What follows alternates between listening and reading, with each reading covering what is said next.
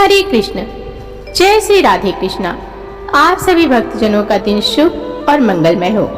आज की कथा में हम भादो मास महात्म का अध्याय 5 सुनाएंगे। उससे पहले श्री कृष्ण जन्माष्टमी आ रही है, तो भगवान श्री कृष्ण की एक बहुत ही सुंदर कथा और पौराणिक कथा हम आपको सुनाएंगे। तो चलिए कथा का श्रवण करते हैं। भाद्रपद कृष्ण अष्टमी तिथि की घनघोर अंधेरी आधी रात को रोहिणी नक्षत्र में मथुरा के कारागार में वासुदेव की पत्नी देवकी के गर्भ से भगवान श्री कृष्ण ने जन्म लिया था। यह तिथि उसी शुभ घड़ी की याद दिलाती है और सारे देश में बड़े धूमधाम से मनाई जाती है। द्वापर युग में भोजवंशी राजा उग्रसेन मथुरा में राज्य करता था। उसके आतताई पुत्र कंस ने उसे गद्दी से उतार दिया और स्वयं मथुरा का राजा बन बैठा। कंस की एक बहन देवकी थी, जिसका विवाह वासुदेव नामक यदुवंशी सरदार से हुआ था। एक समय कंस अपनी बहन देवकी को उसकी ससुराल पहुंचाने जा रहा था। रास्ते में आकाशवाणी हुई, हे कंस, जिस देवकी को तू बड़े प्रेम से ले जा रहा है, उसी में तेरा काल बसता है। इसी के गर्भ से उत्पन्न 8वां बालक तेरा वध करेगा। यह सुनकर कंस वासुदेव को मारने के लिए उद्यत हुआ। तब देवकी ने उसे विनय पूर्वक कहा कि मेरे गर्भ से जो संतान होगी उसे मैं तुम्हारे सामने ला दूंगी। बहनोई को मारने से क्या लाभ। जिस कोठरी में देवकी वासुदेव कैद थे, उसमें अचानक प्रकाश हुआ और उनके सामने शंख चक्र गदा पद्म धारण किए चतुर्भुज भगवान प्रकट हुए। उन्होंने भगवान के चरणों में गिर पड़े। तब भगवान ने उनसे कहा कि अब मैं पुनः नवजात शिशु का रूप धारण कर लेता हूँ। तुम मुझे भी इसी समय अपने मित्र नंद जी के घर वृंदावन में भेज आओ और उनके यहाँ जो कन्या जन्मी है उसे लाकर कंस के हवाले कर दो। इस समय वातावरण अनुकूल नहीं है, फिर भी तुम चिंता न करो। जागते हुए पहरेदार सो जाएंगे, कारागृह के फाटक अपने आप खुल जाएंगे और उफनती अथाह यमुना तुमको पार जाने का मार्ग दे देगी। उसी समय वासुदेव नवजात शिशु रूप श्री कृष्ण को सूप में रखकर कारागृह से निकल पड़े और अथाह जमुना को पार कर नंद जी के घर पहुँचे। वहाँ उन्होंने नवजात शिशु को यशोदा के साथ सुला दिया और कन्या को लेकर मथुरा आ गए। कारागृह के फाटक पूर्ववत बंद हो गए।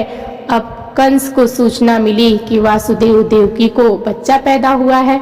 उसने बंदी गृह में जाकर देवकी के हाथ से नवजात कन्या को छीनकर पृथ्वी पर पटक देना चाहा, परंतु वह कन्या आकाश में उड़ गई और वहां से कहा, अरे मूर्ख, मुझे मारने से क्या होगा।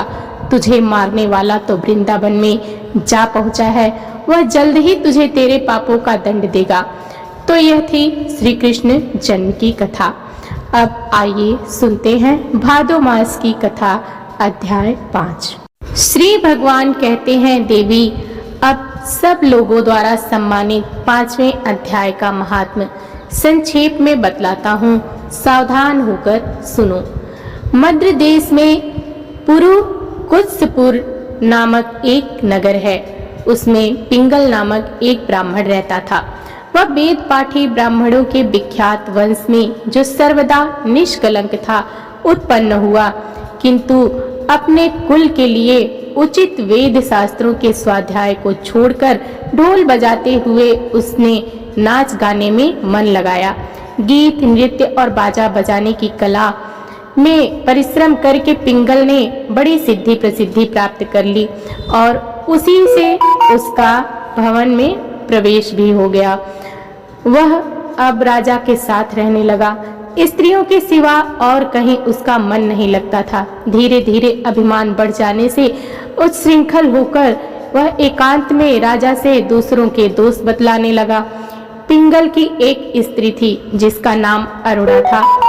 वह नीच कुल में उत्पन्न हुई थी और कामी पुरुषों के साथ पति को अपने मार्ग का कंटक समझकर एक दिन आधी रात में घर के भीतर ही उसका सिर काटकर मार डाला और उसकी लाश को जमीन में गाड़ दिया।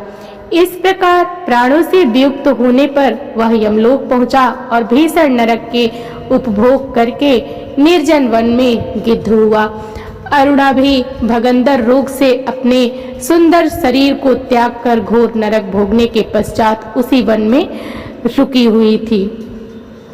एक दिन वह दाना चुगने की इच्छा से इधर उधर फुदक रही थी। इतने में ही उस गिद्ध ने पूर्व जन्म के वैर का स्मरण करके उसे अपने तीखे नखों से फाड़ डाला। शुकी घायल होकर पानी से भरी हुई मनुष्य की खोपड़ी में गिरी। गिद्ध पुनः उसकी ओर झपटा। इतने में जाल फैलाने वाले बहेलिये ने उसे भी बाड़ों का निशाना बनाया और उसकी पुनर्जन्म की पत्नी शुकी उस खोपड़ी के जल में डूबकर प्राण त्याग चुकी थी। फिर वह क्रूर पक्षी भी उसी में गिरकर डूब गया। तब यमराज के दूत उन दोनों को यमराज के लोक ले गए। वहां उनके पूर्वकृत पाप कर्म को याद करके दोनों ही भयभीत हो रहे थे।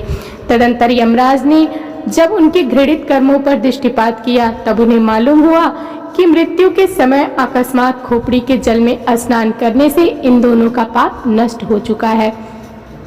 तब उन्होंने उन दोनों को मनवांछित लोक में जाने की आज्ञा दी। यह सुनकर अपने पाप को याद करते हुए वे दोनों विस्मय में पड़े और पास जाकर धर्मराज के चरणों में प्रणाम करके पूछने लगे, हे भगवान, हम दोनों ने पूर्व जन्म में अत्यंत घृणित पाप का संचय किया है, फिर हमें मनोवांछित लोकों में भेजने का क्या कारण है, बताइए। यमराज ने कहा, गंगा किनारे वट नामक एक उत्तम ब्रह्मज्ञानी रहते थे। वे एकांतवासी, ममता रहित, शांत, विरक्त और किसी से भी द्वेष न रखने वाले थे। प्रतिदिन गीता के 5वें अध्याय का जप करना उनका सदा नियम था। 5वें अध्याय को श्रवण कर लेने पर महापापी पुरुष भी सनातन ब्रह्म का ज्ञान प्राप्त कर लेता है। उसी पुण्य के प्रभाव से शुद्ध चित्त होकर उन्होंने अपने शरीर का परित्याग किया था।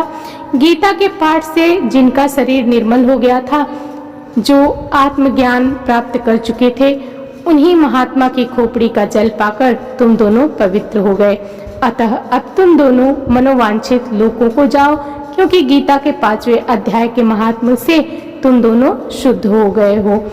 श्री भगवान कहते हैं, सबके प्रति समान भाव रखने वाले धर्मराज के द्वारा इस प्रकार समझाए जाने पर दोनों बहुत प्रसन्न हुए और विमान पर बैठकर बैकुंठ धाम को चले गए।